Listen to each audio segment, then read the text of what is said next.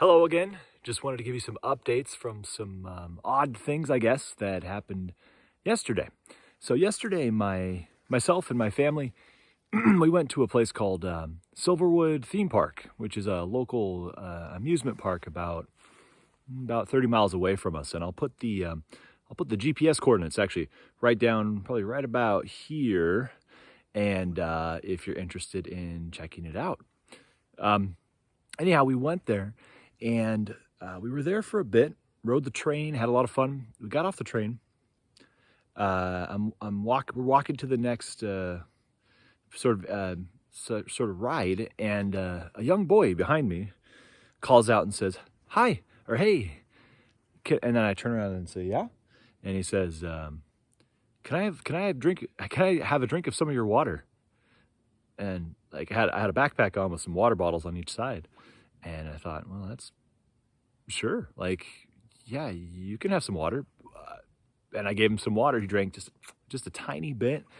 And I asked, "Do you want some more?" And he said, "Nope." And then he ran off. He had these Doc Brown from Back to the Future. He had those shades on. I think they're popular now or something. But instead of just like silver color, they were rainbow color. I've never had that happen before. It was odd.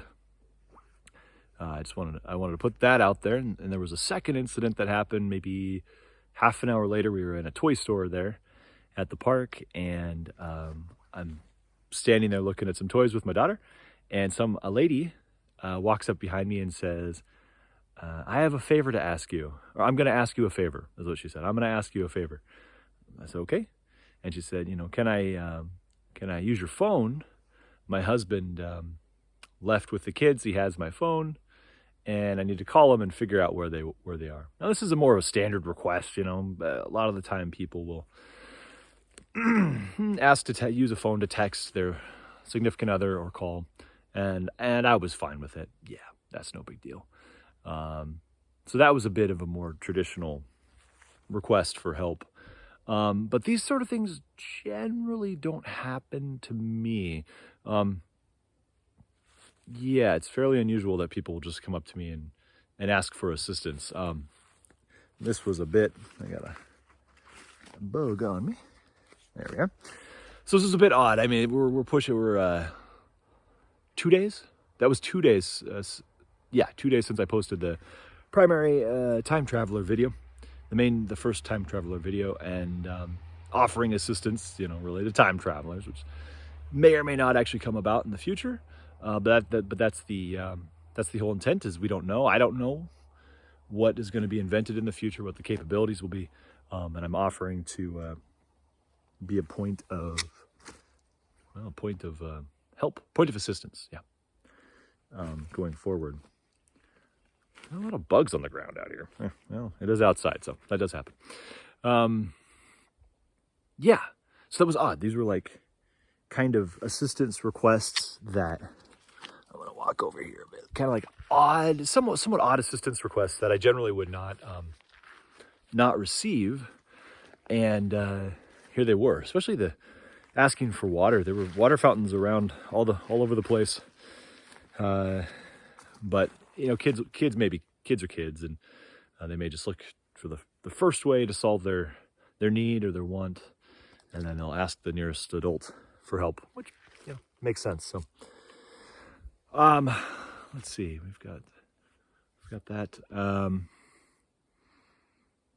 Right, one other thing I was going to do for this video and subsequent videos is I was actually going to put the contact phone and contact email actually in the physical video file.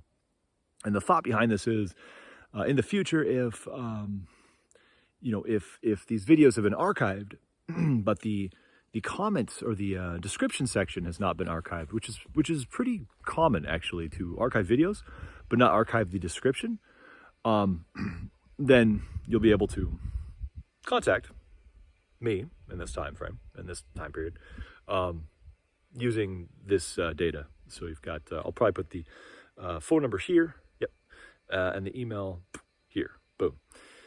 Yeah, the last thing I wanted to say, just kind of thinking about it, is that I've been thinking about, like, having things basically be persistent into the future. So I think of the installation, the Georgia Guidestones, that was down in Georgia, I guess, and they built it in concrete and they put all this information. Some people liked it, some people didn't, but it was destroyed. Like, that monument is now gone, and it won't persist into the future because it was too weak. It wasn't adequately protected. The media that which they chose to record it on was too vulnerable to damage, I guess. So my thought on that is, if you have an idea, if you have something that you want to persist, something you want to contribute into the world, consider putting it into a physical form, a video, maybe even if you can get it in a digital format, then it becomes more permanent because it becomes shareable. You can make infinite, basically, number of copies of whatever it is you've created, and then even if the physical creation is destroyed in the future, for instance, the Georgia Guidestones, those were destroyed and they're gone forever. If you have a digital copy of whatever you've created, that creation is more likely to persist, to survive.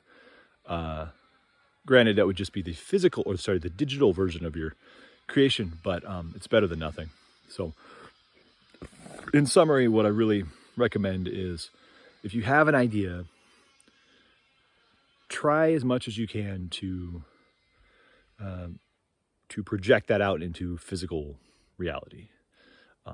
Because if it just remains an idea, eventually we all get old, we all die, and that idea will die with you. And that's a bit of a tragedy. So those are my words of wisdom today. I hope you're all having a fantastic day, and I will touch base with you soon. Goodbye.